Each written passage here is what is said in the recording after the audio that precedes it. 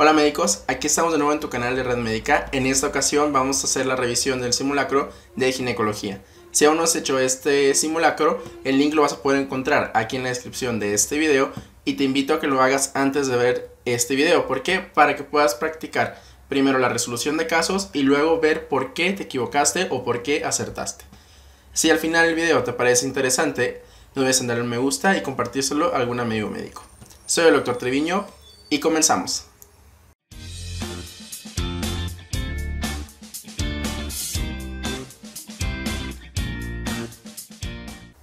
Vamos a ver el primer caso. Aquí nos están hablando de una paciente de 55 años de edad que acude a urgencias por presentar sangrado. Te están diciendo que es fumadora desde hace 25 años, hipertensión, todo lo de crónicos. Un dato importante de este caso y que tienes que identificar siempre que estés en casos de ginecología y también los de obstetricia son los antecedentes gineco-obstétricos. ¿Por qué? Porque te van a orientar muchísimo a responder casos clínicos. En este caso ya te están diciendo que tuvo su fecha de última menstruación, que es el FUM, hace 5 años, o sea, la paciente ya está menopáusica, o más bien posmenopáusica, para ser más exactos. Y ya te dijeron que ya se le hizo la primera prueba que se le debe hacer ante todo sangrado anormal, que es la prueba de embarazo. Una vez con ambas cosas, te están preguntando ahora, ¿cuál es el estudio de imagen que tú solicitarías para iniciar el abordaje de este paciente? Es claro que todo el mundo se lo sacó muy bien, eso me parece excelente. A mí sí me gustaría saber, que me lo dejaran aquí en la sección de los comentarios, por qué pedirle una colposcopía. Eso sería como que interesante, porque la TAC está bien, te la paso, si le pusiste, te puedes equivocar, pero pedirle la colposcopía, recuerda que en el ENAM es mucho de factores de riesgo, de casos muy centrados en cosas y que no puedes estarte desviando tanto la atención. El contexto clínico no es para cáncer cervicouterino. No lo es.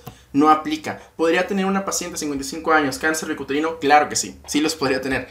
Pero en el contexto de un ENAM no podría tenerlo. ¿Por qué? Porque no aplica. ¿Sí? Y aparte, no sería el primer estudio que haríamos para iniciar. Eso sí sería muy importante que lo recordaras. El primer estudio que sí vamos a realizar es el ultrasonido endovaginal. Tal vez aquí, para ponerles un poco más de trampa, les tuve que haber puesto ultrasonido abdominal. También podría ser, porque podría hacerte que te confundas mal. Pero recuerda, todas las enfermedades que son ginecológicas, la gran mayoría, su diagnóstico lo vamos a hacer con ultrasonido endovaginal. ¿De acuerdo? No se te vaya a olvidar, médico. Pasamos a la pregunta número 2. Y aquí nos están diciendo que tiene un espesor endometrial de 8 milímetros. Esto es resultado de su ultrasonido. ¿Cuál es la conducta más apropiada de este hallazgo? Aquí tenemos que revisar porque nos dicen TAC, una biopsia de endometrio, administrar progestágenos y solicitar CA125. Podemos empezar a descartar respuestas, pero primero hay que ver qué contestó la mayoría de ustedes. Afortunadamente la mayoría, hasta el 90%, contestó la respuesta correcta. No le vamos a realizar TAC a la paciente. ¿Por qué? Porque aún no sabemos qué tiene. Entonces, la TAC nos serviría para poder estadificar a la paciente, pero no sabemos qué vamos a estadificar, ¿de acuerdo? Entonces, TAC no. También dice administrar progestágenos. Si bien el tratamiento para un sangrado uterino normal, dentro de las terapéuticas que se incluyen, es la administración de progestágenos, este caso es muy específico y te están orientando prácticamente a que la hiperplasia endometrial puede que tenga cáncer de endometrio, que sea una hiperplasia atípica, ¿de acuerdo? Entonces, administrar progestágenos tal vez no sería la mejor solución. Y aparte, la siguiente es solicitar CA125. Si bien el CA125 puede estar elevado, aquí tú tendrías que preguntarte, ¿para qué me va a servir? ¿Sí? Porque así como sucede cuando vamos al hospital y todo el mundo te está friegue de que, ¿para qué le pides esto? ¿Para qué le pides esto? Es igual en el ENAM. Tienes que ser muy específico en las cosas que estés solicitando. ¿El CA125 es específico o nada más te va a hablar de cáncer de endometrio o de la hiperplasia? Pues no. ¿Por qué? Porque hay elevaciones en otras patologías. Entonces, el único que te va a ayudar para establecer un buen diagnóstico pues va a ser la biopsia de endometrio. Nosotros le hacemos la biopsia y nos sale hiperplasia simple con atipias. ¿Cuál es el tratamiento de elección en este caso? Aquí, nuevamente, recuerda, vamos en una ruta de preguntas y esto es muy común que venga en el ENAM, así que mucha atención con esto. Ya te están orientando qué es lo que quieren que respondas. Entonces tú no te desvíes, ¿sí? No salgas con que, pues, ahora le quiero poner otra cosa, ¿no? No hay justificación por la cual tú no elijas histerectomía, ¿sí? No hay. ¿Por qué? Porque el resto de las opciones no son parte de la terapéutica de la hiperplasia. Para empezar, tal vez te podrían decir que se le haga seguimiento a la paciente, que se le haga nueva biopsia, cosas así. Pero las opciones que te ponen aquí no hay razón por la cual tú las tendrías que elegir. Y afortunadamente hasta el 63%, bueno, no fue tan afortunado, contestaron la respuesta correcta, que es la histerectomía. En una paciente que tiene hiperplasia con atipias, que tiene más de 55 años y que por su fecha de última menstruación es claro que ya no va a volver a tener hijos, solamente hay una opción terapéutica, que es la histerectomía. No se te olvide eso. No puedes estar eligiendo otras terapéuticas que no sea la histerectomía, ¿sí? Esto suena muy sencillo, pero a la hora, como se están dando cuenta, a la hora de estar contestando los casos, hay conceptos que aún no quedan muy claros. Toda mujer, y eso es algo que yo utilicé para cuando presenté la NAR, porque créeme, de estos casos vienen muchísimos. Toda mujer mayor 55 años, o toda mujer que ya se ha operado para no tener hijos, o toda mujer posmenopáusica, el tratamiento de las patologías ginecológicas, si te dan la opción de histerectomía, muy probablemente esa sea la opción correcta, ¿de acuerdo? Y por otra parte, si te están preguntando cuál es el tratamiento definitivo de tal patología ginecológica, también muy probablemente la opción correcta sea la histerectomía. Así que tómalo en consideración la próxima vez que hagas ese tipo de casos. Vamos a revisar rápidamente el algoritmo que viene marcado en la guía de práctica clínica. Realmente solo es una revisión pues rápida, no nos vamos a enfocar muchísimo. Yo solamente lo que quiero que recuerdes pues es toda la gran cantidad de factores de riesgo. Te hablan de cáncer de endometrio siempre en una paciente con comorbilidades o con síndrome metabólico. Así apréndetelo. No estés batallando en que diabetes, hipertensión, no. Síndrome metabólico y todo lo que se le parezca. Eso es lo que te va a hablar de cáncer de endometrio. O si no, en su caso, como el de nuestra paciente, de hiperplasia con atipias. Endometrial con atipias. Tú haces el ultrasonido ya te dice que es anormal. Le haces la biopsia de endometrio y te da dos opciones, ¿no? Que sea una hiperplasia simple sin atipias o sea una hiperplasia con atipias. Es importante también que recuerdes el porcentaje que evoluciona cáncer de endometrio, que si te sale la respuesta te invito a que me la dejes aquí en los comentarios. Y aquí lo que debes recordar pues es lo que viene marcado aquí. Toda paciente que tenga hiperplasia endometrial con atipias le tienes que hacer histerectomía, no hay de otra. Pasamos al siguiente caso clínico y ya nos están diciendo una femenina de 22 años de edad que acude por un nódulo en la mama, que de tantos meses de evolución. Te dan las características físicas dentro de la exploración de este nódulo y te están diciendo que es móvil, superficial, duro, bordes irregulares y no se aprecian adenopatías axilares o mamarias. Y ya te ponen los estudios diagnósticos que tú podrías solicitar para hacer el seguimiento de esta paciente. Por la edad que tiene, ¿sí? Toda paciente con un nódulo mamario, afortunadamente 86% respondió de forma correcta, se le tiene que hacer ultrasonido. Toda paciente mayor de 40 años le hacemos mastografía. Toda paciente menor de 40 años, lo ideal es hacer un ultrasonido. Estas reglas van a cambiar de acuerdo a los factores de riesgo que tenga la paciente, que más adelante vamos a comentar porque hay un caso que nos da la oportunidad de comentarlos. Luego nos dicen, de acuerdo a la clasificación de BIRATS, un reporte 4A corresponde a lo siguiente: hallazgos benignos, lesiones de baja sospecha de malignidad, de media sospecha de malignidad y de muy alta sospecha de malignidad. Aquí, bueno, de muy alta malignidad, a ese me comí un sospecha. Aquí te voy a explicar una técnica que te pudo haber ayudado a resolver esto, ¿no? Tú no sabes qué es 4A. Dices, BIRATS, sí, la estudié, pero pues la verdad no me acuerdo. ¿Qué hago? Te están poniendo tres opciones que son idénticas, solamente te están cambiando que es baja, media o alta. Normalmente todas las clasificaciones, a excepción de algunas clasificaciones que te los ponen al revés, Forrest por ejemplo, Mendigo Forrest, que te los cambia, pero la mayoría las clasificaciones te habla de lo menor a lo mayor. Entonces, si estamos hablando de un contexto de un 4A, la opción más probable que sea correcta pues sería la de baja sospecha de malignidad, ¿de acuerdo? ¿Por qué? Porque ese A supone o quiere decir que hay una subclasificación, o sea, es 1, 2, 3, 4 y este 4A se va a subdividir porque por algo es 4A, ¿de acuerdo? Entonces, así es como pudiste haber hecho el diagnóstico o más bien llegado a la respuesta correcta. Obviamente la clasificación de BIRATS es obligatoria dentro de tu preparación en el ENAR, porque hay una gran probabilidad de que te la pregunten. Recuerda, todas las enfermedades que son una problemática a nivel nacional, en donde se incluye claramente el cáncer de mama, van a venir en tu próximo examen nacional. Entonces te las tienes que saber, ¿sí? Mucho ojo con eso y préstale muchísima atención. Afortunadamente ustedes, o bueno, no afortunadamente, el 53, o sea, la mitad de las personas, menos de la mitad de las personas se equivocaron en esto, ¿sí? Hay un video de mama. Les va a estar apareciendo aquí en este video. Veo la necesidad de que lo tengan que ir a revisar. Dura 30 minutos o un poquito más. Les recomiendo que lo vean en por 2. Pero de que lo tienen que revisar, lo tienen que revisar. Porque es un tema obligatorio dentro de su preparación, ¿de acuerdo? Y aparte, ese video no está tan mal. Seguimos, más de BIRATS. ¿Y cuál es la conducta ante el BIRATS 4A? ¿Sí? Entonces, nuevamente nos dicen solicitar una biopsia por aguja fina, por aspiración, una aguja cortante, un arpón guiado por ultrasonido o un seguimiento en 3 meses. Todas estas son opciones que pueden estar dentro de su algoritmo de BIRATS. ¿Cuál es la respuesta correcta aquí? Pues la respuesta correcta es la aguja de cortante o la Turcut, ¿de acuerdo? ¿Por qué es la respuesta correcta? Porque normalmente la aguja la biopsia por aspiración la vamos a hacer cuando tengamos un contenido líquido. Por ejemplo, en las alteraciones que sean o los nódulos que tengan un componente quístico. Ahí es cuando vamos a solicitar eso. Podría ser también una indicación el arpón guiado por ultrasonido. Y eso normalmente se realiza cuando el nódulo mamario no se puede palpar o es muy pequeño y todo eso. Y el seguimiento de 3 meses, pues sí estamos en el contexto de que es malignidad. Aunque sea baja sospecha, no vamos a dejar pasar 3 meses, ¿verdad? Ante esta paciente. Y pues no, la mayoría de ustedes se la sacó mal.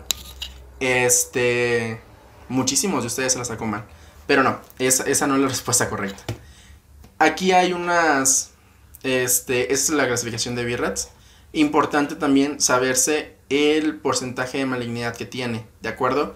Que son estos que están marcados aquí. ¿Por qué es importante? Porque toda esta clasificación, esta no es de la guía de práctica clínica, es de una imagen de Google cualquiera. Yo les recomiendo que vean la de la guía de práctica clínica. Porque toda la clasificación se la pueden preguntar así, súper random. O sea, puede ser la pregunta nada más de que, de acuerdo a la clasificación de BIRATS 3, ¿qué es lo que hay que hacer? O de acuerdo a la clasificación de BIRATS 1, ¿qué es lo que hay que hacer? Cosas así. Se las pueden preguntar, les pueden preguntar cuál es el porcentaje de malignidad y les van a preguntar claramente qué le van a hacer a la paciente. ¿Por qué? Porque son medidas de tamizaje para la población. Y lo que tú tienes que ponerte en el contexto que el ENAR, los que hacen el ENAR, quieren saber, se supone, bueno, eso quiero yo creer, que quieren saber qué tan bien están preparados los médicos generales para poder participar en el programa de especialidades médicas, ¿de acuerdo? Aunque sabemos que nada de esto se hace en la mayoría de las ocasiones y que no las aprendemos hasta que estamos estudiando para esto, que eso es mal de nosotros, no es mal de ninguna persona más que de nosotros mismos, pero sí sería conveniente que las supieras para que consigas tu objetivo, que es ser residente. Pasamos a la siguiente pregunta, que es una paciente de 24 años que te está diciendo que tiene dolor abdominal baja de intensidad, 6/10, casi todos los meses lo presenta, pero en esta ocasión es más intenso. A la exploración física, signos vitales dentro de la normalidad, y durante el interrogatorio, la paciente pregunta si es normal que tenga molestias a la hora de tener relaciones sexuales con su pareja. Ella piensa que a lo mejor es una infección genital. Y luego aquí creo que sigue de acuerdo a la etiología y al mecanismo, no sé qué, cuál es el diagnóstico, ¿no? Esta pregunta yo me equivoqué, ¿sí? Ustedes no se la sacaron mal, yo me equivoqué, así que todos tienen un punto extra. Bueno, todos los que pusieron la opción correcta. La opción correcta aquí, como es claro que no es una enfermedad pélvica inflamatoria, es esto, es una menstruación retrógrada por endometriosis. ¿Por qué es una menstruación retrógrada por endometriosis? Para que fuese gonococo y una EPI, la paciente normalmente debe tener, pues, secreción, ¿sí? Secreción. En el caso clínico no nos dice que tenga alguna secreción vaginal patológica. Y además, debería de tener otros datos, como puede ser la fiebre, ¿sí? Y aquí nos están diciendo que sus signos vitales están dentro de la normalidad. Entonces la paciente no tiene fiebre. Nos hablan también de que su dolor abdominal es cíclico. ¿Por qué? Porque casi todos los meses lo presenta. Y además que nos habla de que la paciente tiene dispareunia. Entonces, si tú ya haces la relación entre dismenorrea, dispareunia y dolor abdominal bajo, te das cuenta que el diagnóstico pues es endometriosis. La principal teoría que se tiene sobre la endometriosis es que existe una menstruación retrógrada, donde a los puntos o los focos endometriósicos se ascienden a través de otras estructuras, por ejemplo el ovario, se depositan ahí y durante cada ciclo menstrual por acciones hormonales empiezan a proliferar. Y es por eso que la paciente tiene el dolor cíclico, ¿sí? Espero ya haya quedado claro esto. Todos los que están en este punto de menstruación retrógrada tienen otra bien dentro de su simulacro. ¿Cuál es el estándar de oro para el diagnóstico de enfermedad pélvica inflamatoria? Aquí no hay otro estándar de oro, ¿de acuerdo? El único es la laparoscopía, ¿sí? Veo que muchos pusieron el ultrasonido endovaginal y otros pusieron el cultivo de exudado cervical. Si bien el cultivo del exudado te puede dar el diagnóstico, no te va... O sea, recuerda que la enfermedad pélvica inflamatoria el diagnóstico no se hace a través del cultivo, porque tú podrías tener una vaginitis con un cultivo positivo, por la secreción, ¿verdad? Lo vas a hacer por una laparoscopía, en donde ves la presencia de la actividad inflamatoria a nivel de la pelvis. Igualmente esta pregunta creo que es totalmente debatible, de si tienes alguna otra información. Esta sí me encantaría que si tú pusiste cultivo de exudado cervical y tienes la fuente, me encantaría que me lo pusieras en la sección de los comentarios para poderla debatir. Pasamos al siguiente caso, una paciente de 20 años de edad que acude a consulta porque tiene aumento del flujo. Este flujo se observa de color amarillo y pareciera que lleva tiempo porque se ven burbujas y huele mal. La paciente es casada, pero refiere que hace el fin de semana salió al antro con sus amigas. De hecho, hasta le puse emoción a este caso. Y que teme haberse contagiado de algo en los baños. Lo que siempre te van a decir, para que no caigas, doctor. Si eres un hombre que está viendo esto, para que no caigas, Y ya te dicen, ¿cuál es el tratamiento de elección? Por todo lo que va, por su flujo vaginal y por el antecedente de haber salido de antro, cosas así, y por la edad que tiene la paciente, pues muy probablemente sea una infección de transmisión sexual, ¿de acuerdo? Y aparte están diciendo que el flujo es de color amarillo y que tiene burbujas y huele mal. ¿Qué flujo vaginal dentro de las vaginitis y vaginosis que conoces tiene un flujo amarillento que hace burbujas? Y aquí la respuesta pues es por tricomonas o tricomoniasis, ¿de acuerdo? Entonces todos estos tratamientos van enfocados hacia la tricomoniasis, pero solo hay una respuesta que es correcta y normalmente eso te lo hacen mucho hincapié. Esta pregunta es como que una de las clásicas de los simuladores, cuando yo hacía simuladores también, porque te quieren dar a entender que tú tienes que leer bien las preguntas, ¿sí?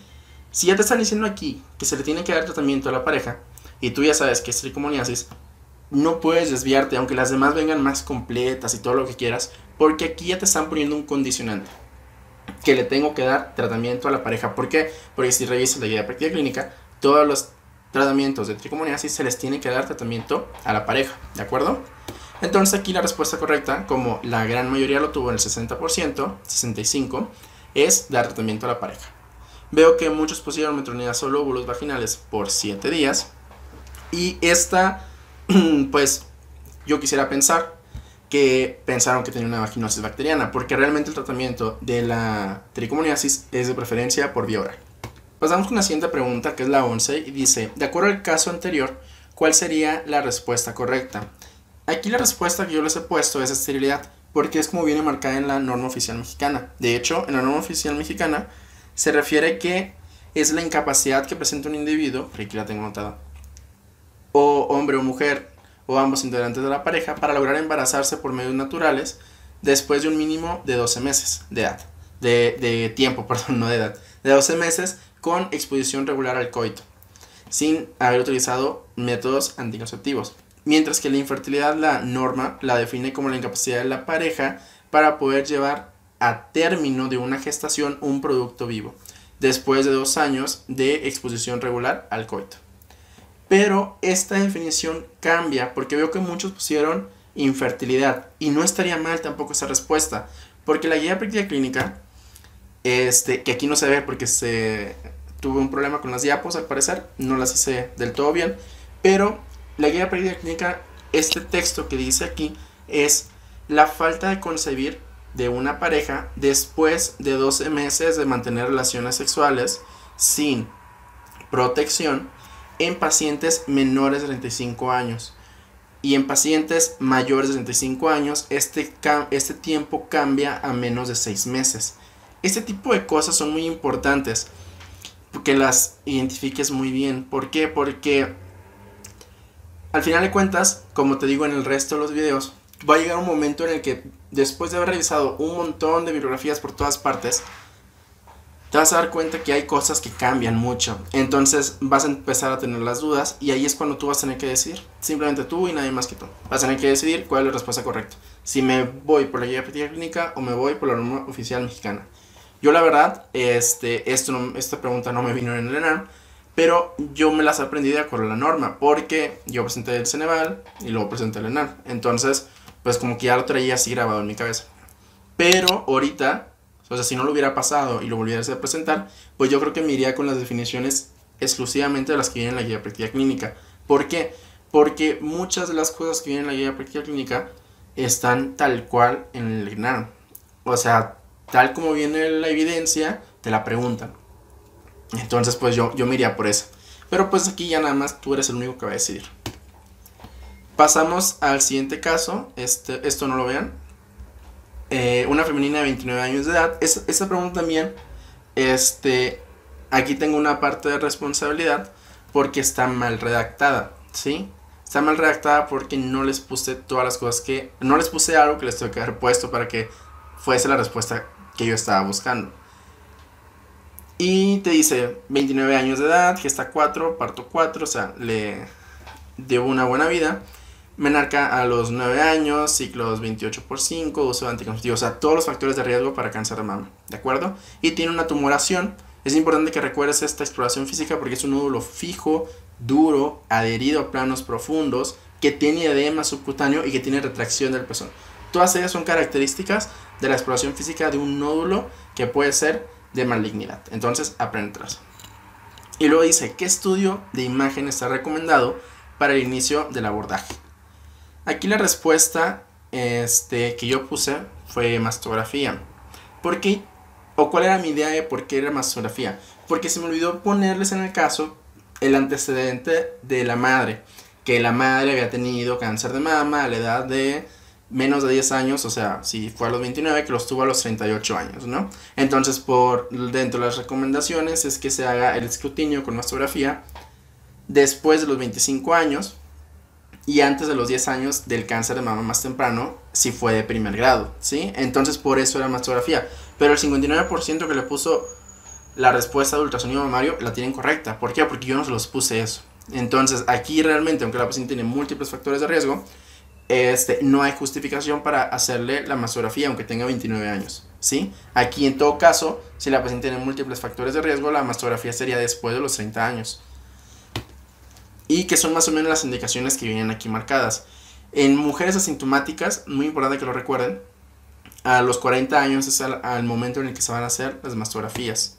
Y también es importante que recuerden que en las mujeres que tengan mayores de 34 años, nuevamente la mastografía se va a realizar. O sea, no se deja de realizar las mastografías porque es algo que también te pueden llegar a preguntar.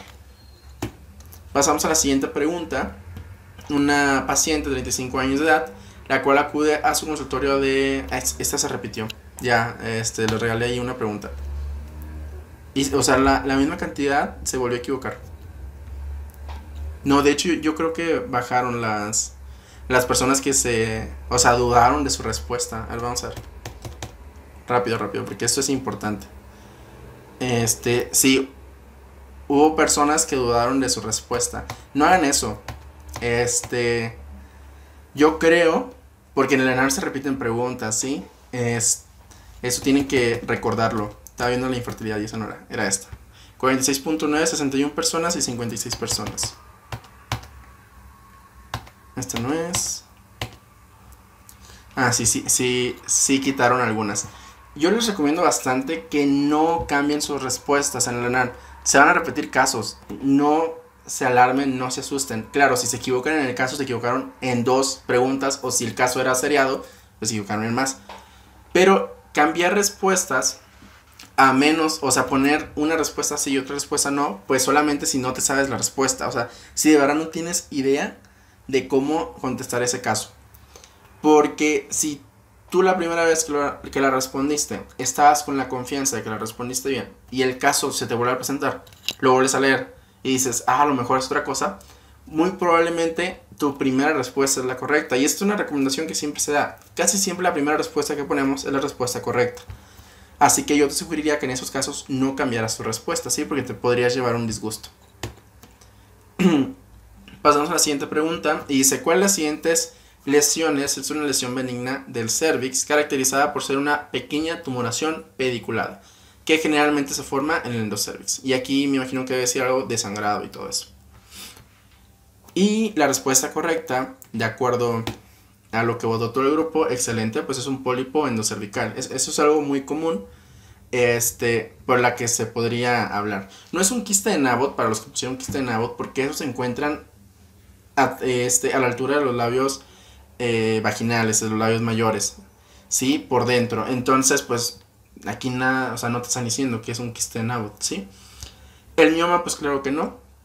Puede haber una alteración que se conoce mioma parido, que es cuando el mioma es tan intenso, o es tan grande, un mioma submucoso que se sale, que protruye, pero pues no. Y el condiloma, pues nada que ver la lesión, o sea, esa sí que es imperdonable.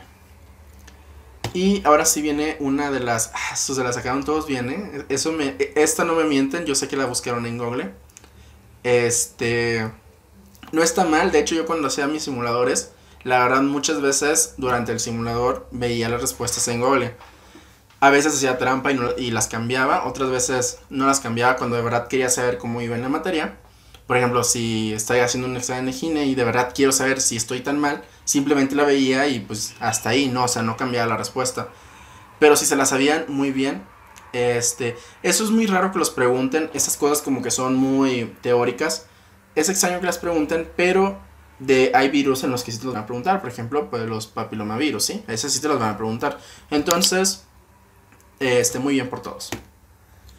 Una pregunta clásica del ENARM, que siempre viene, bueno, casi siempre, habrá algún ENARM en el que no venga, que es los serotipos de alto riesgo.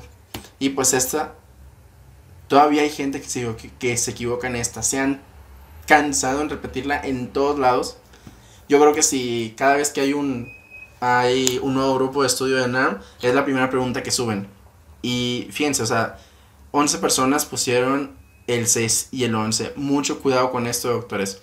A veces ese tipo de cosas no las leemos bien y se te va la onda y contestas a la brava. Entonces ten mucho cuidado con esas cosas. Es claro que, como dice el 90% de todos, es el 16 y el 18. El 6 y el 11 están relacionados con las lesiones benignas. Por ejemplo, la condilomatosis, que vimos anteriormente. Siguiente pregunta y te dicen, el principal tipo histológico de cáncer cervicouterino, como les he mencionado, tú te tienes que saber de todos los cánceres, antes que saber del TNM, cómo lo trata, los quimioterapéuticos y todas esas tonterías. Antes de saberte eso, te tienes que saber la estirpe histológica más frecuente, el sitio de diseminación más frecuente y cuál es el sitio de metástasis más frecuente. Ese tipo de cosas las tienes que saber sí o sí, ¿de acuerdo? ¿Por qué? Porque es más probable que venga una pregunta de esas que a que venga una pregunta de estadificación. Y mucho más probable que venga una de estas que a una pregunta de ¿cuál es el quimioterapéutico de elección? Por decir algo, ¿no? Eso ya es a lo máximo que llegan, es a decirte quimioterapia o radioterapia, ¿sí? Y aquí en este caso, pues se equivocaron muchos, ¿sí? Se pusieron adenocarcinoma y el más frecuente es el escamoso o el espinocelular, ¿sí?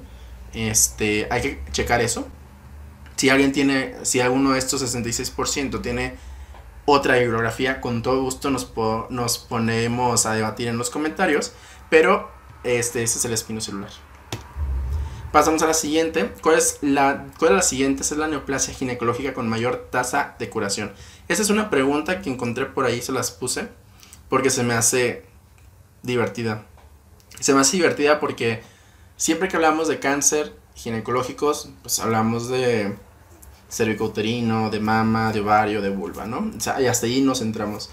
Y también tienes que reconocer que la neoplasia trofoblásica gestacional es un cáncer ginecológico, ¿de acuerdo? Aunque se presente en las embarazadas, es un cáncer ginecológico. Y aquí, pues esta es la que tiene mayor tasa de curación, ¿sí? Antes que el cervicouterino. ¿Cuál es el grupo de edad en el cual se presentan más frecuentemente las neoplasias? Otra pregunta que también por ahí la saqué. Este tipo de preguntas solamente es para que se equivoquen. Tienen que acostumbrar. Ah, mira, la mayoría de ustedes se las sacó bien. Pero ese tipo de preguntas son para que se equivoquen. Y en la ENAR vienen estas preguntas. Tienes que saber, tienes que entender, mentalizarte, enfocarte, hacer yoga si así lo deseas. Pero comprender que el examen no te lo vas a saber todo. ¿Sí? Te digo otra vez, tú estás buscando una clasificación entre 75 y 80, porque con eso quedas en la mayoría de las especialidades. Ese es tu objetivo. Salir mayor de 80, felicidades. Si sales mayor de 80 en el primer examen, muchísimas más felicidades. ¿De acuerdo? Pero tu objetivo no es ser el primer lugar de la ENAR. Te lo digo esto, ¿por qué? Porque estamos compitiendo contra médicos que llevan varios años estudiando. Estamos compitiendo contra médicos que están pagando muchos cursos. Estamos compitiendo contra médicos que tienen recursos externos, que no sabemos si existen o no existen, pero las malas lenguas dicen que existen. Entonces estás peleando contra mucha gente, ¿sí? Y tienes que saber que va a haber muchas preguntas que no te vas a saber. Tienes que tener la suficiente fuerza y tranquilidad para comprender que incluso cuando estás haciendo tus simuladores, saber que no te la sabes. Mejor, en lugar de frustrarme cuando estés haciendo el simulador, claro está, porque en el ENAR no se puede, mejor en lugar de frustrarme, pues salgo y me pongo a leer esa pregunta, el por qué me equivoqué. Ese tipo de cosas son como que dices, la ves y dices, ah, no manches, o sea, ¿esto qué? Y así viene el ENAR, o sea, yo dije lo mismo, ¿esto qué? Cuando estaba haciendo el ENAR muchísimas veces. Afortunadamente sí pasé y no repercutieron tanto, pero pues sí, te lo digo, hay preguntas como esas, pero miren, la mayoría de ustedes se las sacó bien. Así que está bien por ustedes. El principal tipo histológico de la neoplasia vulvar es, aquí sí todos se la sacaron bien, que es el epidermoide, muy bien. El adenocarcinoma no lo es, el melanoma tampoco, para esas 8 personas que lo pusieron, no lo es. ¿Cuál es la vía de diseminación más frecuente del cáncer de vulva? Esa es otra de las preguntas que aquí sí me gustaría que me dijeran qué es lo que han estudiado ustedes, porque me hizo dudar su gran porcentaje de personas que pusieron extensión directa. Hasta donde yo me acuerdo, hasta donde yo tengo de mis estudios, pues la principal vía de diseminación es por medio linfático, porque toda la horquilla vaginal tiene mucha concentración de sistema linfático, entonces por ahí se hace la diseminación. Igualmente, si alguien tiene alguna bibliografía diferente, con todo gusto nos ponemos a debatir en la sección de los comentarios. Siguiente caso, paciente femenina de 83 años de edad, la cual tiene comezón en el área vulvar. Refiere que han utilizado tratamientos con pomadas y que si bien logra controlar un poco su comezón, a la exploración hay una lesión sugestiva de cáncer. Al hacer el protocolo diagnóstico, determinas que la lesión mide menos de 2 centímetros. Y le están preguntando, ¿en qué estadio de la enfermedad se encuentra la paciente? Y hay como que cosas que tienes que saber siempre y que son como que regla ante todo este tipo de casos. ¿Hasta dónde está o hasta dónde afecta un cáncer? Normalmente la mayoría de los cánceres, el grado 1 va a ser localizado en el sitio. El grado 2 es aquel que se extiende a través de las capas del órgano, pero que no sobrepasa hacia otros tejidos, ¿no? El grado 3 es aquel que ya se disemina y el grado 4 es aquel que hace metástasis. Así es como yo me lo aprendí y aquí también podrías utilizar eso. Todo aquel cáncer que esté confinado hacia la estructura de donde está saliendo, pues normalmente llega a ser un cáncer de grado 1. Y ya estos grados se van a subdividir en A, en B, de acuerdo a las clasificaciones que revises. Por ejemplo, aquí en la clasificación del cáncer de vulva, te hablan de un grado 1, aquel que está localizado o confinado en la vulva. Y este puede ser 1A o puede ser 1B. Mientras que el 2 es aquel que no va a afectar hacia otros sitios, o sea, afecta menos del 1 del tercio de la uretra, el tercio inferior de la vagina o el ano y que no hay presencia de ganglios. Y ya los demás pues son los ya diseminados, ¿de acuerdo? Que no nos vamos a entrar en clasificaciones. Yo nuevamente te digo, las clasificaciones te las tienes que... Mira, la mayoría se las sacó bien. Y yo explicándoles y todos se las sacaron bien. La mayoría de las clasificaciones de cáncer pues son difíciles de aprender. Y más si te tratas de aprender el TNM. Este es un show, es muy complicado. Realmente a mí el TNM no me sirvió para nada en la ENARM. Absolutamente nada.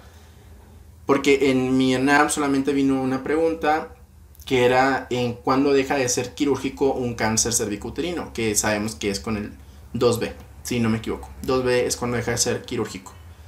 Y esa vino. Entonces, todo eso de estadificar el TNM y todo eso y el tratamiento, pues, no te sirve de nada. O sea, sinceramente, desde mi experiencia con la ENARM, ya si hay personas que lo han presentado varias veces, pues ya podrían darnos otra opinión, ¿no? Pero, pues no, yo no jalaría de ese hilo.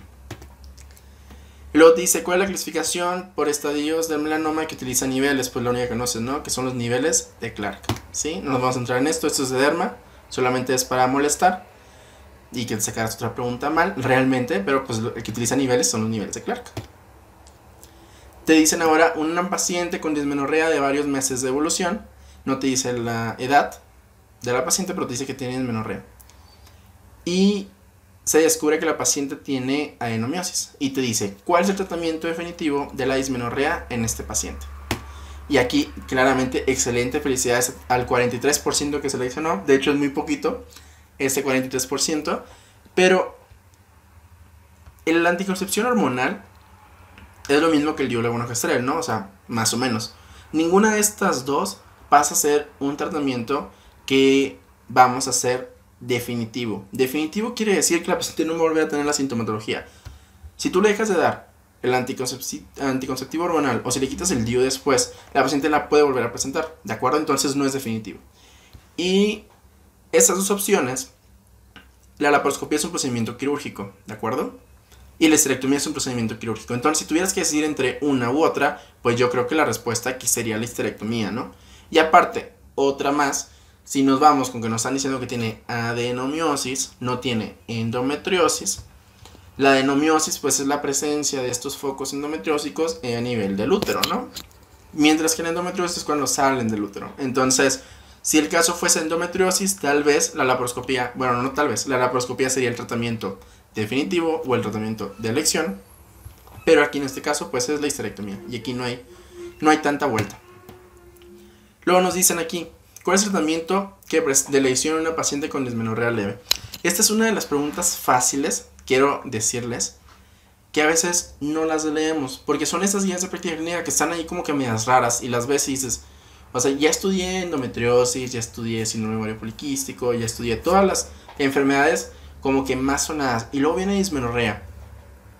Y tú estás con que qué flojera, ¿no? O sea, yo no quiero estudiar dismenorrea. La estudias, pero no le prestas atención. Y algo tan sencillo ya te quitó un punto en el ENARM. ¿Por qué? Porque así sea la pregunta más difícil o sea la pregunta más fácil, las dos valen lo mismo. La única diferencia es que si tú te equivocas en una pregunta fácil, es muy poco probable que el resto se equivoque en esa, ¿sí? Muy poco probable, o sea, la mayoría se la va a sacar bien. Pero en una pregunta difícil que tú te saques bien, es muy poco probable que el resto de tus competidores se la vaya a sacar bien, ¿de acuerdo? Entonces, una pregunta difícil te da un +1 imaginario, mientras que una pregunta fácil te quita un punto de forma imaginaria. Al final de cuentas, no sabes si te equivocaste, o sea, no sabes qué pregunta era fácil o qué pregunta era difícil, pero ya cuando sales del examen, créeme que te das una idea en que la regaste. Y en que no la tuviste que haber regado, ¿sí? Y ya se te queda, o sea, yo ya pasé el ENARM hace mucho y todas las tengo aquí, todas esas. Entonces, yo no quiero que eso les pase a ustedes. Por eso es todo este show que traemos. Pero bueno, aquí si tiene una dismenorrea leve, el tratamiento de elección o el de primera línea que se le va a dar es paracetamol. Es un tratamiento analgésico, ¿de acuerdo? Paracetamol y ya está, hay un antiespasmódico. Aquí la mayoría de ustedes se fue con la finta de los AINES. ¿Por qué se fueron con la finta? Yo lo entiendo, porque aquí dice de elección, lo entiendo, pero te están poniendo el contexto de la paciente. Aquí claramente te están diciendo que tiene una dismenorrea leve. Si te dijeran que es una dismenorrea leve que no mejora, pues entonces los AINES allí estarían justificados, ¿no? Como es aquí en este caso. Pero ya te están diciendo que es dismenorrea leve, o sea, no hay formas. ¿De acuerdo? Entonces, por eso aquí la respuesta correcta es paracetamol. Como esas 22 personas que le pusieron de forma correcta, que los felicito. Yo esa no me lo hubiera sacado bien, pero ustedes sí la sacaron bien. Anticonceptivos hormonales no va aquí, va hasta después. Y el danazol jamás lo vas a utilizar, doctor. O sea, tú no estás poniendo danazol. Yo solamente te haría una pregunta. ¿Qué es el danazol? Antes de contestar Danazol o Grelcina o Grelina, no sé cómo se llama la análoga de la GnRH, antes de contestar esas cosas, pregúntate qué es, para qué lo voy a utilizar y cuándo lo voy a utilizar. ¿Por qué? Porque si tú vas a llenar con este nombre Danazol, que si te das cuenta en la mayoría de las guías de práctica clínica viene, pues te vas a quedar así con la onda de que la quiero poner, yo quiero ir a poner Danazol. Entonces te recomiendo que cheques su mecanismo de acción y que ya después de eso, pues te vas a dar cuenta que no va para dismenorrea leve. Tal vez en estadios avanzados de la dismenorrea sí puede estar indicado por su mecanismo de acción, pero en cosas leves no lo es. Casi nunca vas a poner como respuesta correcta Danazol, porque en las opciones que podrías tú poner Danazol se van a incluir otras también, como la que te acabo de decir, los análogos de la GnRH, también se puede incluir entre esto, ¿sí? Entonces, pues ahí checa los mecanismos de acción, doctor. Pasamos a la siguiente pregunta y nos dice, una mujer de 34 años que tiene dislipidemia, tabaquismo positivo y acude a consulta porque desde hace 72 horas tiene dolor súbito tipo cólico intenso que se irradia a la región lumbar y que se acompaña de sangrado transvaginal en moderada cantidad. Aparentemente este cuadro lo ha presentado por lo menos durante los últimos ciclos menstruales, es lo que yo quiero creer que hice aquí. Y me imagino que te preguntan cuál es el diagnóstico, esto dieron muchos. Mira, esto ya dio muchas vueltas. Aquí, pues sí, estamos ante una endometriosis, ¿de acuerdo? Aquí el diagnóstico de elección lo realizas con la laparoscopia pélvica. El ultrasonido endovaginal te puedes describir dónde están los focos endometriósicos, pero no es el diagnóstico de elección, ¿de acuerdo? Entonces, mucho cuidado con eso. Hay que saber muy bien qué es lo que te están preguntando para no caer en problemitas. Y la histerosalpingografía, pues no, nada que ver. La histerosalpingografía solamente la vas a realizar, o cuando te la pueden llegar a preguntar, es cuando te están preguntando de cuáles son las cosas que le vas a realizar a una paciente que tiene esterilidad o infertilidad, en donde va incluido la histerosalpingografía, que también te recomiendo mucho, y si la sabes la respuesta me la dejes en los comentarios, que en qué momento del ciclo menstrual se debe realizar la histerosalpingografía, porque eso trae esas preguntas clásicas que puede llegar a venir. En una paciente de cáncer de mama, tratamiento con cáncer de mama, se reporta la presencia de receptores hormonales positivos para estrógenos y progestágenos y HER2 negativos. Y la pregunta es cuál es el tratamiento que le vas a dar, ¿no? Y aquí pues no hay otra. Felicidades a ese 80% que la sacó bien. Es tamoxifeno. Pregunta número 27. 40 años, gesta 2, para 2, menarca a los 9 años. Y que tiene una salpingoclasia posparto hace 5 años. Acude a consulta por presentar dispareunia de 3 meses de evolución. Y su última citología se le realizó hace 3 años. Tiene una prueba de embarazo negativa y el ultrasonido pélvico creo que dice que no presenta anormalidades. Y luego te dice cuál es el siguiente paso que le vas a realizar. Y aquí claramente es la citología cervical. ¿Por qué? Porque hay que valorar, más que nada esto viene representado por, te están poniendo específicamente como highlight, es la citología cervical que se le hizo hace 3 años. Y tú como buen médico de primer nivel ya debes de saber que a toda paciente se le tiene que hacer citologías anualmente. Entonces aquí pues lo que deberías de realizar es una citología cervical, ¿de acuerdo? Acude a tu consultorio una paciente con un resultado de citología cervical donde refiere lesión de alto grado por displasia moderada. ¿Cuál es el tratamiento indicado para esta paciente? Y aquí pues realmente este tipo de cosas te las tienes que saber, ¿sí? De hecho las comentamos muy bien en el video de cáncer cervicouterino que te va a estar apareciendo aquí para que lo veas. Cuando te digo eso es porque realmente los tienes que ver, ¿sí? Es porque aunque los veas a 1000 por hora, no importa, o nada más vayas a este sitio, pero tienes que ver el video porque te va a ayudar a que comprendas mejor el tema.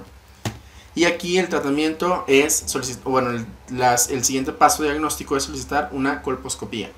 ¿Por qué no es una conización? Porque recuerda, la citología cervical, al final de cuentas es un estudio de escrutinio, ¿sí? Tú tienes una citología cervical, pero ¿a dónde o con qué le vas a hacer la conización? Aquí tienes que saber, la conización y es un tratamiento terapéutico. Tú primero tienes que hacer una biopsia y establecer hasta dónde llega esa lesión y si la tiene. Porque después se hace una citología positiva y sale una colposcopía negativa. Y en eso pues es otro manejo de tratamiento, de diagnóstico y demás, ¿sí? Entonces mucho cuidado con esas cosas, médico, porque después, si no tenemos bien establecidas estas bases de los algoritmos, ¡pam! Y es por eso que aquí la respuesta correcta pues viene siendo la colposcopía. Seguimos con estos casos maravillosos y nos dicen, de acuerdo al caso anterior, se reporta lo siguiente: un carcinoma escamoso de 6 milímetros y una infiltración de 2 milímetros. Y la TAC contrastada no reporta metástasis. Esa es una pregunta un poco complicada. ¿Por qué? Porque te tienes que saber la clasificación, ¿sí? Entonces, pues ahí está medio justificado que te la hayas sacado mal, porque pues la mayoría se la sacó mal. Pero aquí la respuesta correcta pasa a ser un estadio 1A1, porque ese se define como una extensión superficial de un tumor menor de 7 milímetros y que su extensión profunda o hacia el estroma sea menor de 5 milímetros, ¿de acuerdo? Entonces, está bien, o sea, es algo nada más para que lo recuerdes, no se te vaya a olvidar. Estudia la clasificación. Si hay una clasificación de aquí que tienes que saber, pues es la de Kaku sobre cualquier otra. Y en segunda opción la de mama, pero yo la de mama no me la aprendí porque qué flojera. Sí, ya cuando la veas te vas a dar cuenta de qué flojera, pero sí sería como una clasificación que te recomendaría. Nuevamente te repito, creo que ya es la última pregunta. Sí, ya es la última pregunta.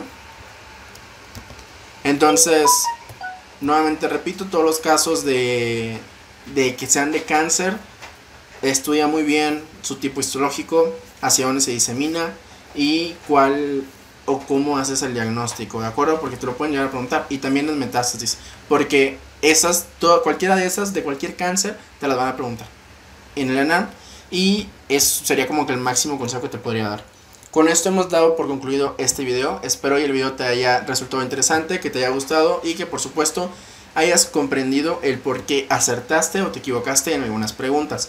Nuevamente te repito, los simulacros, no es para que salgas y digas, oh, saqué un 70, o saqué un 80, un 90, ¿no? Porque al final de cuentas, tus resultados en el simulacro te ayudan a decirte cómo estás, pero a la hora de ENAR, pues, es la única calificación que importa. Si estás haciendo cursos en donde hay mucha gente, te vas a dar cuenta que hay gente que sale muy alta, ¿no? Entonces dices, qué horror. O sea, y yo voy a presentar contra ellos. Entonces, no es que eso te esté desanimando. Tú lo que tienes que hacer, tu responsabilidad, es leer, te equivocas, leer, hasta que esos errores, esa acumulación de errores que ya has hecho, que ya tienes, pues ya no te los vas a equivocar. Porque al final de cuentas te digo, lo único que importa es la clasificación que saques en el ENAR. Con eso me despido, sigue estudiando, sigue con todos los ánimos del mundo y nos estamos viendo a través de nuestro canal de Red Médica aquí en YouTube, en las redes sociales. Síganme en Facebook, en Instagram, y si aún no están en nuestro grupo de estudio de Red Médica, pues el link también lo vas a poder encontrar en la descripción. Soy el Dr. Treviño y nos vemos hasta el siguiente video. Chao, chao.